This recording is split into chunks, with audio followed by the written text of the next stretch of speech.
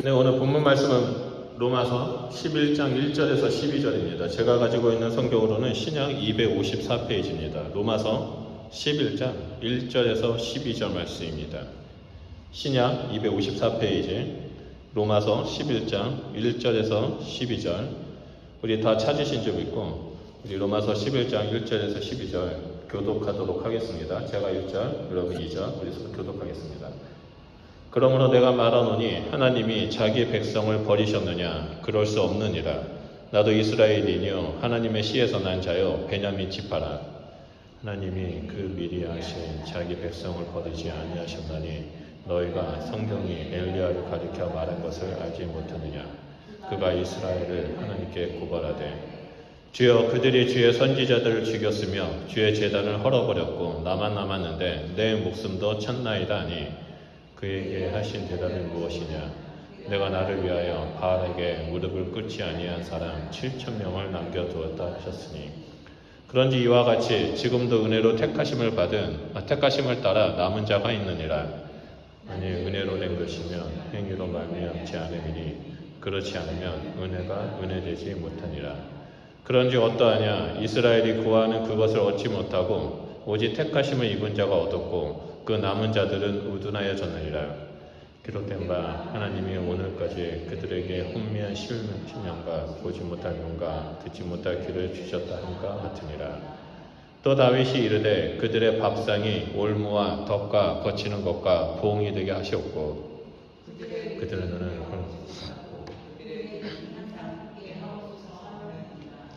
그러므로 내가 말하노니 그들이 넘어지기까지 실족하였느냐? 그럴 수 없느니라. 그들이 넘어짐으로 구원이 이방인에게 이르러 이스라엘로 시기나게 함이로다. 그들이 넘어짐이 세상의 풍성함이 되며 그들의 실패가 이방인의 풍성함이 되거든 당하며 그들의 충만함이다. 네, 오늘 본문 말씀은 로마서 11장 1절에서 12절입니다. 그동안 바울은 1장부터 10장까지 믿음으로 말미암은 의라는 그 복음을 계속해서 전했습니다. 그래서 죄로 말미암아 진노의 그릇으로 죽을 수밖에 없었던 우리를 하나님께서 긍휼히 여기시고 예수 그리스도를 보내셔서 우리를 구원하셨다라고 말하고 있습니다.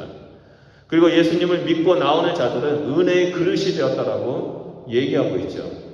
그런 다음에 오늘 본문 말씀 바로 앞에 있는 9장과 10장을 보면요. 하나님으로부터 선택받은 그 이스라엘 백성의 대다수가 예수 그리스도를 영접하지 않았다라고 말합니다. 많은 사람들이 하나님의 은혜로 말미암아 진노의 그릇에서 은혜의 그릇이 되었음에도 불구하고 이 이스라엘 백성들은 예수 그리스도의 복음을 거절했다라고 말합니다. 그래서 이들은 자신의 노력으로 율법적 행위를 통해 의롭게 되고자 했습니다. 하지만 이런 모습들에 대해서 바울이 끊임없이 얘기를 했죠. 율법은 죄가 무엇인지 알려주는 역할을 하지 의롭게 하지 못한다라고, 우리를 의롭게 해주지 못한다라고 바울은 로마서를 통해서 계속해서 말하고 있습니다. 그런 바울의 바울이 말하는 그 말씀을 읽다 보면 한 가지 궁금증이 생깁니다. 그 궁금증이 바로 1절 말씀입니다. 그렇다면 하나님이 이스라엘 백성 모두를 버린 것이냐라는 질문이 생기게 되죠. 바울은 이런 독자들의 궁금증에 그렇지 않다라고 말합니다. 결코 그렇지 않다. 분명 이스라엘은 하나님의 복음을 거절했지만 그 중에서도 구원을 받을 사람이 있다라고 증거합니다. 바울은 이 구원받은 사람에 대해서 남은 자라고 말을 합니다. 그래서 이 남은 자가 있다는 것을 강조하기 위해서 구약시대에 남은 자에 대한 이야기를 끄집어내어서 설명하고 있습니다. 그것이 바로 오늘 본문 말씀입니다.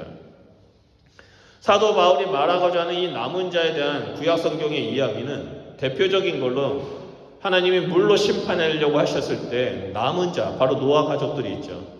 그리고 소돔과 고모라를 심판할 때 롯이 있었습니다. 그리고 오늘 본문 말씀에서는 자기 자신이 남은 자이고 또한 엘리야의 시대에 이야기를 하면서 남은 자가 있다라고 말합니다.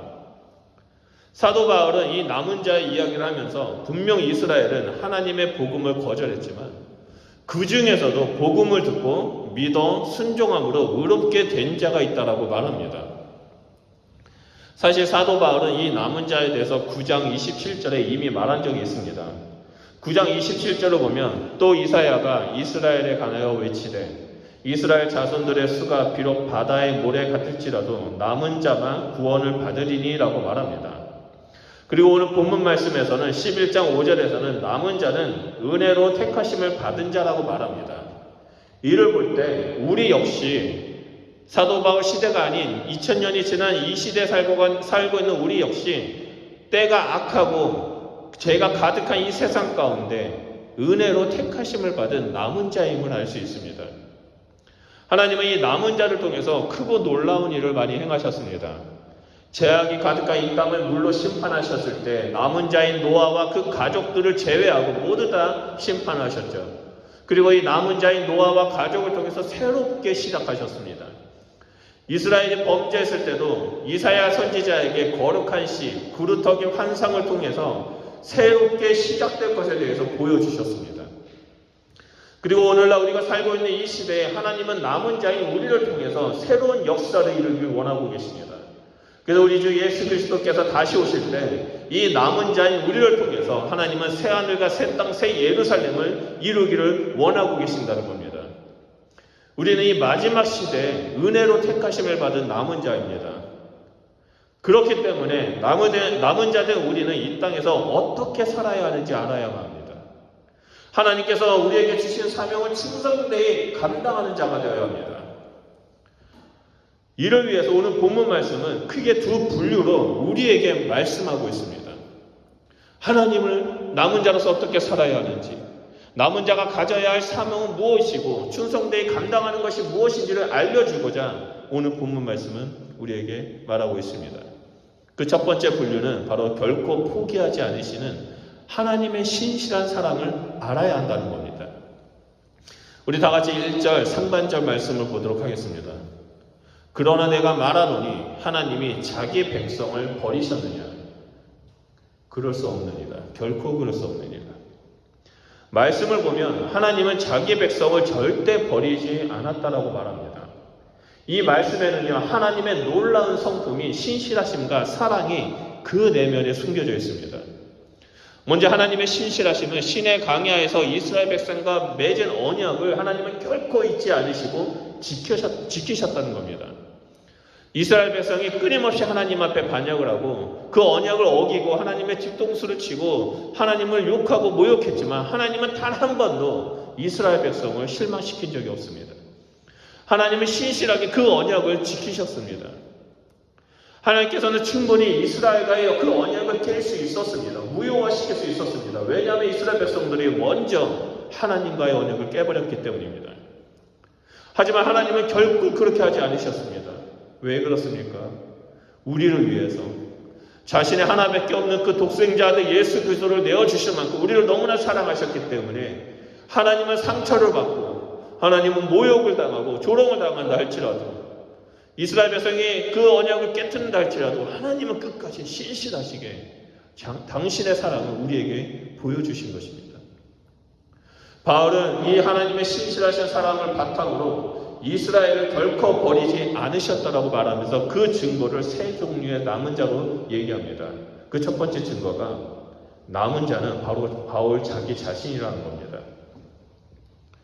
그래서 1절 후반부로 보면 바울이 이렇게 말합니다. 나는 이스라엘이며 아브라함의 씨에서 난 자요 베냐민 지파라라고 말합니다. 이스라엘은 복음을 받아들이지 않고 거절함으로 심판의 대상이 되어 멸망받을 수밖에 없었습니다. 멸망받을 수밖에 없는 존재였습니다. 하지만 하나님은 그 이스라엘을 버리지 않았습니다. 그 증거가 바로 바울입니다. 왜냐하면 바울 역시 이스라엘인이고 아브라함의 후손이고 베냐민 지파이기 때문입니다. 우리가 여기서 한 가지 생각해야 할 것이 있습니다. 바울은 스스로 자기를 이스라엘인이고 아브라함의 후손이라고 밝혔습니다. 여기서만 밝혀도 충분했습니다. 그런데 굳이 자기 자신을 베냐민 지파라고 말합니다. 왜 그랬을까요? 여기에는 분명한 이유가 있습니다. 과거에 그 10지파로 뭉쳐진 북이스라엘 왕국이 멸망한 이후 이 10지파는 명백 그 순수한 혈통이 그대로 유지되지 못했습니다. 반면에 남유다 왕국을 이뤘던 유다와 베냐민 지파는 이 10지파와는 상대적으로 그 명백, 그 혈통을 보존했습니다. 그래서 이스라엘에서는 유다 지파와 베냐민 지파를 이스라엘 중에 이스라엘이라고 여겼습니다. 순수 혈통을 지켰던, 그 명백을 지켰던 이스라엘 중에 이스라엘 지파는 유다 지파와 베냐민 지파다라고 여겼다는 거죠. 게다가 바울은 당시의 초대교회 성도라면 누구나 이 바울을 알고 있었습니다. 극악무도한 자였죠. 율법에 정통했고 바리새파였고 최고의 스승인 가마리알의 제자였습니다. 그리고 이 사람은 무엇보다도 예수 그리스도를 믿는 자들을 끝까지 쫓아가서 잡아서 죽이고 핍박하고 박해했던 아주 무서운 사람이었습니다. 이스라엘 중에 이스라엘인이고 복음을 미워했고 예수 믿는 사람은 끝까지 쫓아가서 끈질기게 쫓아가서 죽였던 그 바울마저 복음 앞에 무릎을 꿇고 예수님께서 구원해 주셨다는 겁니다. 이것이 바로 바울이 복음 앞에 복음으로 말미암아 남은 자가 되었다는 증거입니다. 지금 현재 유대인들은 복음을 거절했지만 하나님은 그 은혜가 있다라는 증거로 그 중에서도 예수 그리스도를 믿는, 그 복음을 믿는 유대인 그리스도인들을 남은 자로 보냈다는 거죠. 바울은 지금 나를 봐라. 나는 이스라엘인이야. 너희가 말하는 그런 이스라엘이 아니라 이스라엘인 중에 이스라엘이야. 나는 베냐민 지파야. 그런 나를 하나님께서 버리지 않으셨고 하나님의 백성으로 삼아주셨다. 내가 남은 자의 증거이다라고 말하고 있는 겁니다. 두 번째로 하나님께서 끝까지 포기하지 않으셨다라는 두 번째 증거는 엘리야 시대의 남은 자입니다. 우리 2절, 3절, 4절 다 같이 보도록 하겠습니다. 하나님이 미리 아신 자기 백성을 버리지 아니하셨나니 너희가 성경이 엘리야를 가리켜 말한 것을 알지 못하느냐. 그가 이스라엘을 하나님께 고발하되 주여 그들이 주의 선지자들을 죽였으며 주의 제단을 헐어버렸고 나만 남았는데 내 목숨도 찾나이다 하니 그에게 하신 대답이 무엇이냐. 내가 나를 위하여 바알에게 무릎을 꿇지 아니한 사람 7,000명을 남겨두었다 하셨으니 라고 나옵니다. 이 말씀은요 열왕기상 19장에 나오는 내용입니다. 어떤 내용입니까? 바로 이스라엘 왕이 그 아합 왕과 그의 부인이 여인 이세벨이 중심으로 돼서 나오는 얘기입니다.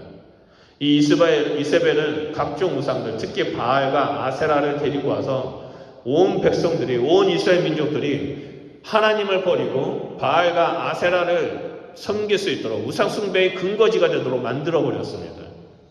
이때 하나님이 섬기는 백성은 눈으로 찾아보기 힘든 상태였습니다. 대부분이 바알과 아세라를 섬기던 시대였습니다. 그런데 문제는 그때 가뭄이 심하게 일어나죠. 그래서 바알 선지자 450명과 아세라 선지자 400명이 모여서 총 850명이 엘리야와 함께 갈멜산에 올라갑니다. 그래서 서로 영적 전쟁을 벌입니다. 바알 선지자 450명, 남자 선지자고요. 아세라 선지자 400명입니다. 이들은 갈멜산에 올라가서 비가 오기를 자신들이 섬기는 그 종교의 음란 행위를 통해서 그리고 자신의 몸을 자학하면서까지 비가 오기를 종교적 의식을 행합니다. 하지만 하나님께서 역사하지 않죠. 비가 오지 않습니다. 우리가 다 알고 있는 것처럼 단 한 사람, 이 엘리야의 기도를 통해서 하나님께서 응답하셨고 이 영적 전쟁에 엘리야는 승리하게 됩니다.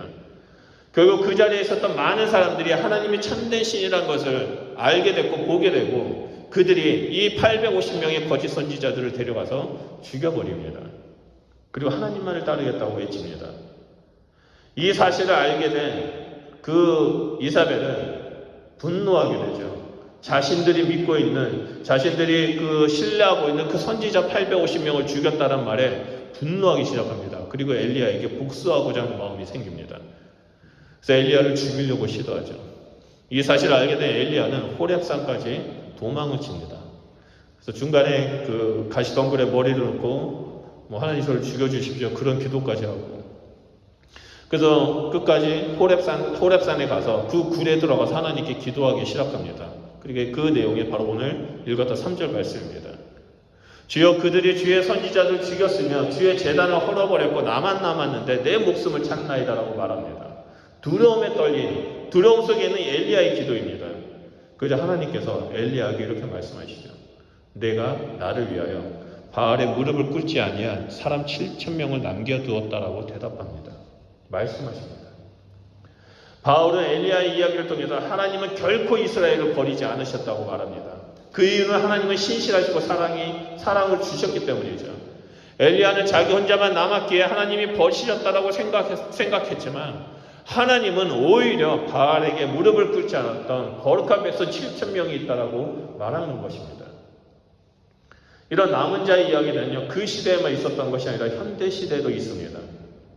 1976년에 마오쩌둥이 중국에서 문화혁명을 일으키고 모든 교회를 폐쇄하고 성경을 불태워버렸습니다. 그리고 그 선교사들을 다 내쫓아버렸죠. 안 나가는 선교사들을 죽이는 일까지 일어났고 그리스도인들은 다 씨로 말라버렸습니다. 그래서 선교사들이 중국에 나왔을 때 인지 중국은 끝났다. 중국에는 기독교인은 단 한 명도 찾지 못할 것이다 라고 나왔습니다.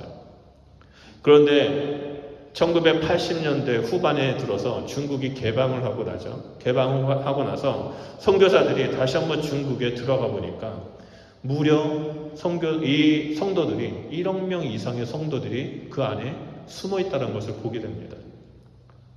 자신들이 그 문화혁명 때 쫓겨나기 전까지는 몇천 명, 몇만 명밖에 없었던 그 성도들이 그 문화혁명으로 인해서 핍박과 박해와 기독교인의 씨를 말려버리겠다는 그 정책 가운데서도 1억 명 이상이 성장한 것입니다.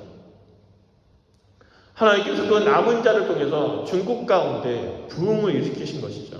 근데 이것이 중국뿐만 아니라 중동과 아프리카 지역과 무슬림 국가에서도 기독교인을 잡아 죽이고 교회를 불태우고 있지만 기독교는 계속 성장하고 있습니다. 왜 그렇습니까? 하나님께서 남은 자를 신실하게 인도하시고 보호하시고 사랑하시고 이 남은 자를 통해서 일하고 계시기 때문입니다. 우리가 살고 있는 이 세상은요, 제약이 너무나 가득합니다. 그리고 이 세상은 하나님의 말씀을 거역하는 세상이 되어버렸습니다. 이제는 제가 아닌 세상이 되어버렸습니다. 교회를 다니고 하나님을 믿는 이런 어리석은 일이라고 사람들을 조롱합니다. 그런 와중에도 하나님의 말씀 가운데 서서 굳건히 믿음을 지키는 그 남은 자들을 하나님께서 이 땅에 심어두셨습니다. 그 남은 자가 바로 누굽니까? 우리들입니다. 하나님은 우리를 통해서 이 땅을 변화시키기를 원하고 계십니다. 그리고 세 번째 증거는 하나님이 절대 포기하지 아니하시고 하나님께서 함께 하신다는 세 번째 증거는 바울은 지금 남은 자에 대해서 말합니다. 5절 말씀입니다. 그런즉 이와 같이 지금도 은혜로 택하심을 따라 남은 자가 있느니라. 바울은 엘리야 시대에 하나님께서 7,000명을 남기신 것처럼 바울 시대 그리고 우리가 살고 있는 이 시대에도 하나님께서 남은 자를 주셨다고 강조하고 있습니다. 이 남은 자들은 6절을 보면 그 어떠한 행위에 공로나 노력이나 열심이 있어서가 아니라 오직 하나님의 은혜로 말미암아 택하심을 받았다라고 말합니다. 바울이 살던 이 초대교회 시대에도 지금 우리가 살고 있는 이 시대에도 하나님의 은혜로 말미암아 선택받은 구원받은 성도들을 남은 자라고 하나님은 말씀하고 있다는 겁니다. 하나님은 이런 남은 자들 통해 우리를 통해 아직도 이 땅에 하나님을 알지 못하는 잃어버린 영혼들을 끝까지 사랑하시고 그들에게 복음을 전하기를 원하고 계십니다. 그들을 사랑한다, 내가 너와 함께한다라고 말씀을 전하기 원하십니다. 때로는 우리 가족 가운데 지인들 가운데 하나님을 알지 못하고 구원받지 못한 사람이 있다 할지라도 하나님은 그들을 결코 포기하지 않으셨습니다. 왜냐하면 우리의 가족을 구원하기 위해서 하나님은 나부터 먼저 구원시켰기 때문입니다. 우리가 사랑하는 가족, 친척, 지인들이 하루빨리 하나님을 믿길 바라는 것이 우리의 간절한 소망입니다. 그런데 우리보다 더 간절한 소망은 끝까지 포기하지 않고 신실하게 사랑하시는 그 하나님이십니다. 그 하나님이 더 간절한 소망으로 원하고 계십니다. 그 증거가 바로 우리입니다. 우리를 통해서 함께 그 일을 행하시기 위해서 하나님은 우리를 남은 자로 선택하시고 우리를 통해 우리 주변에 있는 사람들에게 하나님의 사랑을 보여주기를 원하고 계십니다. 우리는 하나님의 사랑을 우리 가족과 주변 사람들에게 보여줘야 할 의무와 책임이 있습니다. 세상 사람들과 구별되고 거룩한 모습으로 서서 하나님의 형상을 드러내는 주의 백성이 되어야 한다는 거죠. 그럴 때 남은 자인 우리를 통해 그들이 하나님의 사랑 가운데 돌아오게 될 것입니다. 이렇게 바울과 엘리야 시대의 남은 자 7,000명과 지금 남은 자를 통해 하나님은 끝까지 포기하지 아니하시고 신실하게 그 사랑을 증명하고 계십니다. 그리고 나서 두 번째 분류로 택하심을 받지 못한 자, 다시 말해서 남은 자에 속하지 못한 사람들에 대한 내용이 나옵니다. 우리 7절과 8절 말씀을 보겠습니다. 그런즉 어떠하냐? 이스라엘이 구하는 그것을 얻지 못하고 오직 택하심을 입은 자가 얻었고 그 남은 자들은 우둔하여졌느니라. 기록된 바 하나님이 오늘까지 그들에게 혼미한 심령과 보지 못할 눈과 듣지 못할 귀를 주셨다 함과 같으니라. 앞에서 바울은 이스라엘 중에서도 남은 자가 있다는 사실을 강조했습니다. 그리고 7절부터는 남은 자가 되지 못한 이스라엘의 대다수의 사람들에 대해서 말합니다. 특히 그들은 왜 남은 자에 속하지 못한지에 대한 그 이유를 말하고 있습니다. 그들이 왜 남은 자에 속하지 못했을까? 그렇기 때문에 이 세 번째 주제를 우리가 유심히 본다면 우리는 이 세상에서 어떻게 살아야 하는지, 무엇을 조심해야 하는지를 볼 수 있습니다. 먼저 7절과 8절 말씀을 보면 대부분의 이스라엘 사람들은 구원받지 못하고 오직 택하심을 받은 자만 구원받았다고 말합니다. 택하심을 받지 못한 사람들은 이 땅에서 자신이 주인된 삶을 살아가는 특징이 있는데 그 특징이 바로 우둔하였기 때문이라고 말합니다. 여기서 우둔하다라는 말은 헬라어로 에포로데산입니다. 이 뜻은 무엇이냐면 두꺼운 가죽으로, 아주 두꺼운 가죽으로 가리다라는 말입니다. 쉽게 말한다면 낯이 두꺼워졌다는 거죠. 그래서 이 완악한 이스라엘 백성을 상징하는 표현입니다. 이 두꺼운 가죽으로 자신의 얼굴을 가리고 두꺼운 가죽으로 자신의 심령을 가려버리고 두꺼운 가죽으로 자신의 머리를 가려버리니까 그들은 완악한 자가 되었습니다. 이들은 하나님의 선하심을 잊어버리고 도덕성마저 상실했습니다. 그 결과 진리와 거짓, 선과 악을 분별하는 그 양심의 기능까지 잊어버렸습니다. 그 두꺼운 가죽으로 가려버리니까 하나님의 진리를 보지 못하고 듣지 못합니다. 오늘날 이 끔찍한 범죄를 저지르는 사람들의 모습을 보면 자신들이 무엇을 잘못했는지 모르는 경우가 많습니다. 그런 사람들을 범죄 용어로 사이코패스라고 말하죠. 이들은 사람을 죽여도 양심의 가책을 느끼지 않습니다. 단지 이들은 쾌락을 위해서 사람을 죽이고 음란한 일을 행하고 수많은 범죄를 저지릅니다. 이것이 죄인지 전혀 양심의 가책을 못 느낍니다. 왜 그렇습니까? 두꺼운 가죽으로 덮어버렸기 때문입니다. 물론 이 예는 극단적인 예입니다. 하지만 이러한 극단적인 예 말고도 우리 주변에는 두꺼운 가죽으로 낯을 가리고 양심을 덮는 이 완악한 사람들이 많이 있습니다. 거짓말을 스스럼 없이 행하고 하나님 말씀보다 자기 생각과 합리적인 판단에 따라 살아가는 사람들입니다. 분명히 이건 하나님이 기뻐하시지 않는 것이란 걸 알면서도 어쩔 수 없다라고 생각하면서 하나님도 이해해 주시겠지라고 생각하면서 자신의 뜻대로 세상의 방법대로 행하는 사람들이 오늘날 교회 안에서도 많이 있다는 겁니다. 이렇게 완악한 마음을 가진 사람들의 특징이 8절에 나타납니다. 그들은 오늘까지 혼미한 심령과 보지 못한 눈과 듣지 못할 귀를 가지고 있다고 말합니다. 이 대다수의 유대인들은 예수 그리스도를 알아보지 못했습니다. 예수 그리스도의 말씀을 들었음에도 불구하고 이것이 하나님의 말씀이라는 것을 깨닫지 못했습니다. 왜냐하면 자기 생각대로 살아가기 때문에, 혼미한 심령 때문에, 보지 못할 눈과 듣지 못할 귀가 있었기 때문에 자신의 바로 눈앞에서 가르치고 기적을 행하셨던 그 예수님을 보고 들었음에도 불구하고 하나님의 아들을 인정하지 않았습니다. 여기서 혼미한 심령이란 너무 많은 자극으로, 너무 많은 쾌락으로 말미암아 감각이 무뎌진 상태를 말합니다. 감각이 마비된 상태입니다. 이스라엘 백성들은 율법을 너무나 많이 알고 있었습니다. 율법을 통해서 수많은 자극들을 받았습니다. 이 율법을 통한 하나님의 뜻을 알아야 하는데 이 율법을 행위로만 하다 보니까 자극을 받아서 그리스도의 복음에 무감각하게 되었습니다. 또한 죄를 지음으로 말미암아 이들은 하나님이 하나님 되심을 바라보지 못했습니다. 또한 보지 못한 눈은 자기 중심적인 생각으로 진리를 분별하는 영적인 능력이 상실됐다는 것입니다. 듣지 못할 귀는 자기 중심적인 생각이 복음을 듣는 통로를 막아버렸다는 것입니다. 바울은 이런 일들을 하나님께서 주셨다고 말합니다. 이 말은 하나님께서 그들에게 복음을 받아들이지 못하도록 막았다라는 얘기가 아닙니다. 절대 아닙니다. 유대인들이 스스로 자기가 주인이 되어서 살아가는 것을 선택했고 그 두꺼운 가죽으로 자신의 영혼을 덮었고 얼굴을 덮었고 심령을 덮은 결과 하나님의 역사하시는 것을 그들은 막아버렸습니다. 여러분 기억하십니까? 예수님께서 나사렛 자기가 자랐던 그 지역에 갔었을 때 그 동네 사람들이 예수님을 환영하지 못했습니다. 그래서 예수님께서는 이런 말씀하셨죠. 선지자들도 구약에서 환영받지 못한다. 예수님이 가는 곳곳마다 기적을 일으키셨지만 나사렛에서는 기적을 행하지 않으셨습니다.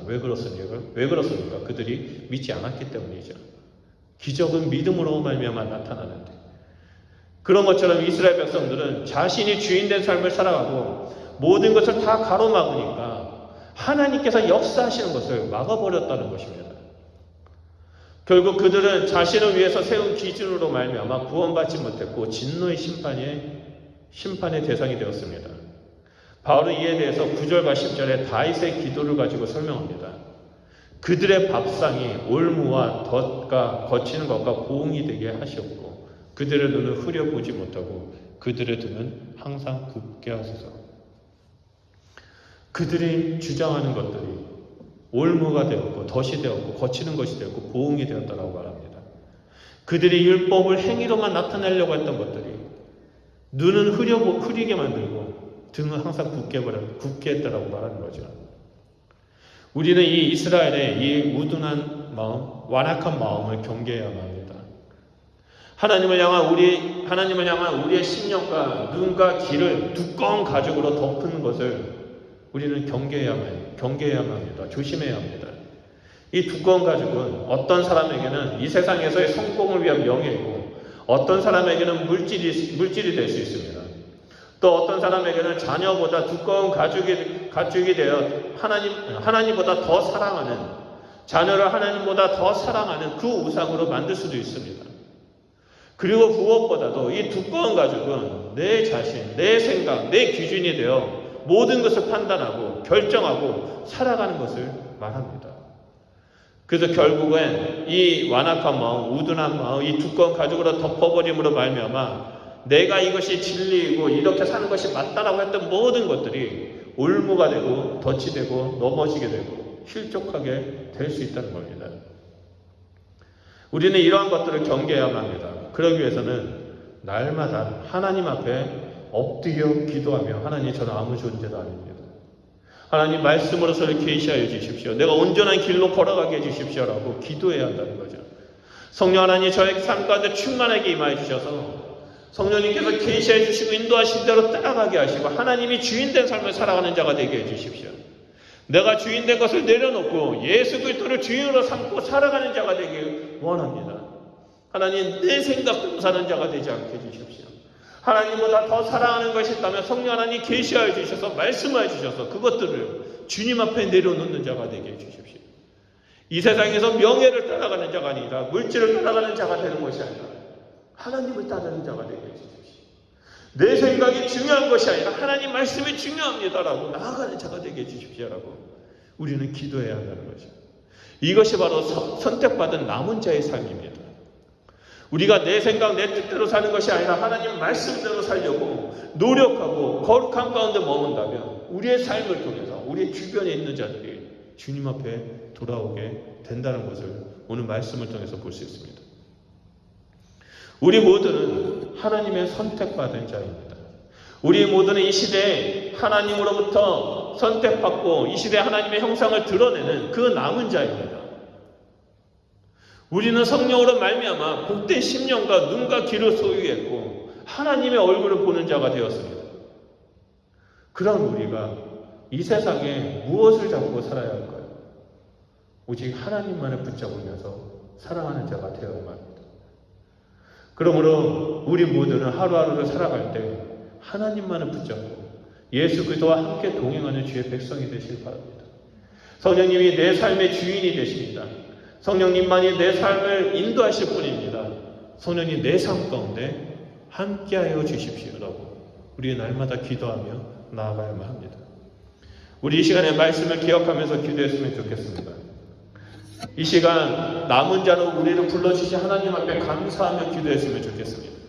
그리고 내가 과연 남은 자의 삶을 살고 있는지, 아니면 남은 자에 속하지 않은 그 어리석고 우둔한 자의 삶을 살고 있는지 우리는 좀 이 시간에 좀 바라보면서 하나님께 기도했으면 좋겠습니다. 하나님, 내 삶을 주관하여 주십시오. 하나님, 내 삶 가운데 함께하여 주십시오. 내 생각, 내 뜻이 주인된 삶을 살아가는 것이 아니라 오직 하나님의 말씀의 중심 가운데 서서 하나님의 뜻대로 살아가는 자가 되게 해주십시오. 성령님이 내 삶의 주인이 되어 주십시오. 저에게 말씀해 주십시오. 계시하여 주십시오. 그래서 우둔한 자가 되는 것이 아니라 두꺼운 가죽으로 내 눈과 귀와 심령과 얼굴을 가리는 것이 아니라 아버지의 말씀 가운데 머물며 성령님의 인도하시는 가운데 나아가는 자가 되게 해주십시오. 그래서 남은 자인 나를 통해서 하나님 새 역사를 행하여 주십시오. 우리 가정 가운데 이 땅 가운데 새 하늘과 새 땅과 새 예루살렘이 임하는 그날이 속해 오게 하여 주십시오. 우리 시간에 주여 삼창하며 기도하도록 하겠습니다.